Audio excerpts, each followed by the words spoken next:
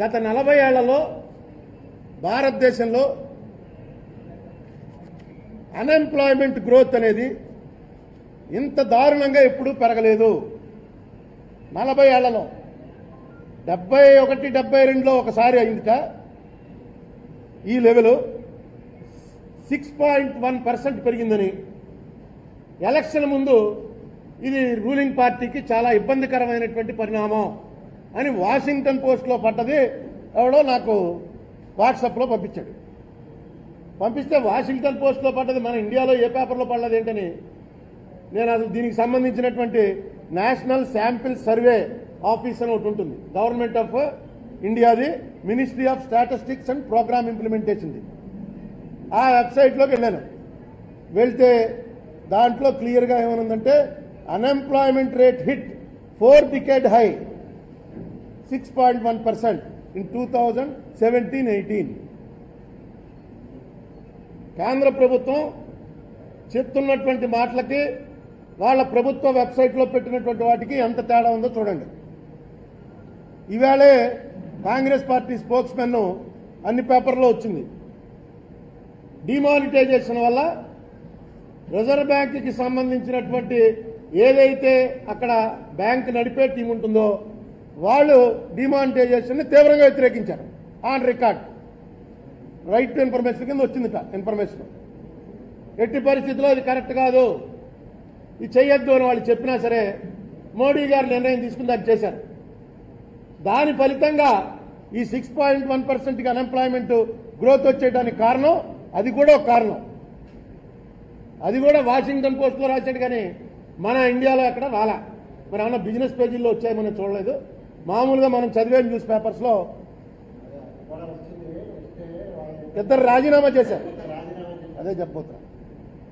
అందులో ఇద్దరు దీనికి సంబంధించినటువంటి నిర్ణయాలు తీసుకునేటువంటి బ్యాచ్లో ఇద్దరు రాజీనామాలు చేశారు. దీని మీద సరైనటువంటి యాక్షన్ తీసుకోవటం కానీ ఈ రిపోర్ట్కి వాల్యూ ఇవ్వటం కానీ ఏమి చేయిందని మేమెందుకు ఇందులో మెంబర్స్, ఈ సర్వే అంతా మేం చేయడం ఎందుకని ఇద్దరు రాజీనామా చేశారు. ఈ రాజీనామాలు చేసిన విషయం కూడా ఎలా బయటకు వచ్చిందంటే అబ్బాయి ఆ రాజీనామాలు వేరే కారణాల వల్ల చేశారు, మేము ఆమోదించామని ఒక మంత్రి గారు ప్రకటించారు. ఆ ప్రకటన వచ్చింది. కనెక్షన్ ఇది. కేంద్ర ప్రభుత్వం పరిస్థితి ఎంప్లాయ్మెంట్ ఈ 500, 1000 తీసేశాను, మొత్తం అంతా మారిపోతుంది, దేశం అంతా మారిపోతుందని చెప్పిన దాంట్లో ఏమీ మారలేదు. నిరుద్యోగం పెరిగిపోయింది, బోళ్ళంతమంది దెబ్బతినేశారు. మా దేశాయ్ గారే అక్కడ హైదరాబాద్ హాస్పిటల్కి వెళ్ళి రాత్రి వెళ్ళి ఏటీఎంలో తీసుకున్నారు. పొద్దున్న హాస్పిటల్కి వెళ్ళడానికి టెస్టులకి దానికి 10,000 అంతా తీసుకుంటే 12 గంటలకి అవి పనిచేయమని చెప్పి తెలిసింది. ఇబ్బంది పడవలసి వచ్చింది. ఎప్పుడు ఎవడు అడగని వాళ్ళు వాళ్ళని అడిగి గురువు డబ్బులు ఏమైనా ఉంటే సర్దున తర్వాత ఇస్తాను, పొద్దున్న హాస్పిటల్ అపాయింట్మెంట్ అని. చాలా మంది ఇబ్బంది పడ్డారు.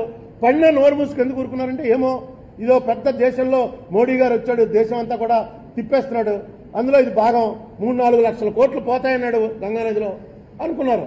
ఏమీ పోలా, 100ల కోట్ల మీద పోయింది. అది ఎప్పుడు నెగ్లిజిబుల్ లేట. దొంగ నోట్లు వచ్చేవి ఇవి వచ్చేవి. 14 లక్షల కోట్లలో 400 కోట్లు ఉన్నాయంటే నెగ్లిజిబుల్. అది అదే రిజర్వ్ బ్యాంక్ వాళ్ళు రాశారట. ఇది కరెక్ట్ కాదు, దొంగ నోట్లు అవాయిడ్ చేయడానికి కోసం అని మొత్తం నోట్లు ఆపేద్దాం ఉండడం కరెక్ట్ కాదు అని. అదొక విచిత్రం. ఇంకా దానికైనా మించిన విచిత్రం ఏంటంటే రాఫెల్. మొన్న మోడీ గారు అంటున్నారు ఇదే రాఫెల్ తుపాకీ ఉంటే అంత రాఫెల్ ఫ్లైట్స్ ఉంటే ఇంకా బ్రహ్మాండంగా ఉండు మనకి. ఎవడాపాడు? రాఫెల్ ఫ్లైట్లో కొన్న రేటు చెప్పమంటే రేటు చెప్పనివాడు ఎవడన్నా ఉంటాడండి అసలు? నీకు అందులో టెక్నాలజీ ఏంటి, వ్యవహారం ఏంటని అడిగితే అవి చెప్పకూడదా, యుద్ధ రహస్యాలు, మన టెక్నాలజీ తెలిసిపోతే అవతల వాళ్ళకి. మొత్తం అంతా కూడా ఫోటోస్టాట్లు తీసి ఎవడో పట్టుకుపోయట. నిన్న కోర్టులో చెప్తున్నారు ఫోటోస్టాట్ ఎవడో అటెండర్ గారికి 500 ఇస్తే తీసి మొత్తం ఇచ్చేశాడు. హిందూ వాడి మీద కేసేడతారట. ఇవి అసలు దేశంలో యాక్ట్లు ఉన్నాయా? ఇంకా జర్నలిస్ట్ అనేవాడు కూడా నిజం కోసం కన్నంలోంచి చూడటం తప్పని చెప్పి చూసింది రాసినా అతని మీద కేసెట్టే పరిస్థితి వస్తే మీ పనే అది రంధ్రాన్వేషణ. మీరు రంధ్రాన్వేషణ చేయడం ద్వారా వేరే ఏదైనా మోటివ్తో చేస్తే అది ఐపీసీ అట్రాక్ట్ అవుతుంది. కానీ as a press man public interest కోసం నేను ఏం చేస్తున్నాను అన్నది మీరు నా వెనకాల ఫాలో అయ్యారనుకోండి, అది తప్పేలా అవుతుంది. నేను తప్పు చేసినట్టు ప్రూవ్ అయ్యాక. నేనేమి తప్పు చేయకపోతే అప్పుడు నేను అనొచ్చు ఏమైనా వెనకాల 4 రోజుల నుంచి వెనకాల తిరుగుతున్నావు. నేను చేసిన అన్ని తప్పులు నువ్వు పేపర్లో రాస్తున్నావు. అసలు చెప్పం ఇది సీక్రెట్ అనేది ఏంటో నాకు అర్థం అవట్లే. బాఫోర్స్ గన్ను తీసుకొచ్చి శామ్యానా వేసి అందరినీ కూర్చోబెట్టి గాలిలో కాల్చి చూపించారు. ఎంత వెళ్తుంది, ఎంత బయటికి వెళ్తుంది? ఆవేళ అడిగింది వీళ్ళ పార్టీయే కదా. ఈవేళ ఆ రహస్యాలు ఏమి అడగట్లా. మీరు 10 రూపాయలకి కాంగ్రెస్ వాళ్ళు కొన్నదాన్ని 20 రూపాయలు రేటు పెంచి ఎందుకు కొంటున్నారు, కారణం చెప్పండి అని అడిగారు. అసలు చెప్పట. అది రహస్యం కాబట్టి మేము చెప్పం. ఎక్కడయ్యా రహస్యం, ఎక్కడుంది రహస్యం అంటే ఆ అమ్మేవాడు, రాఫెల్ అమ్మేవాడికి ఈ కొనుక్కునేవాడు రాసుకున్నారట. ఇది రహస్యం, బయటికి చెప్పమని. ఎక్కడైనా విన్నాము మనం? కోర్టు ముందు అదే మాట చెప్తారు. ఏమన్నా అంటే మోడీ గారు, మా అమ్మ ఏమో ఇప్పుడు కూడా ఇలాగ బొగ్గులు పోయి ఊదుకుంటూ ఉంటుంది, మా తమ్ముడేమో ఆటో తొక్కుతూ ఉంటాడు. ఇవన్నీ నిజమే. నిన్నెవరో కూడా నువ్వు తీసుకెళ్ళి నీ కుటుంబానికి ఇచ్చావని అంటలా. ఈ మోసం ఏంటి చెప్పు. ఇది మా డబ్బు, ఇది ఈ దేశానికి సంబంధించిన డబ్బు. నువ్వు తినవు కాబట్టి ఇంకెవరిని ప్రశ్నించడం అంటే కుదరదు. మన్మోహన్ సింగ్ తిన్నాడా? మన్మోహన్ సింగ్ కన్నా ఆనేస్తా వీళ్ళు. అంతే. ఎవరి గవర్నమెంట్లో నేను మంచివాడిని కాబట్టి నా ప్రభుత్వం అంతా మంచిది కుదరదు. ఎలాంటివి నువ్వు క్లియర్గా చెప్పాలి. చెప్పమంటూ ఈ దేశంలో మొట్టమొదటిసారిగా పార్లమెంట్కి కానీ కోర్టుకు కానీ ఎవరికి మేము చెప్పాల్సిన పని లేదు. మేము నీతిమంతులం, మేమేం చేస్తే అదే కరెక్ట్ అనేటువంటి ప్రభుత్వం వచ్చింది.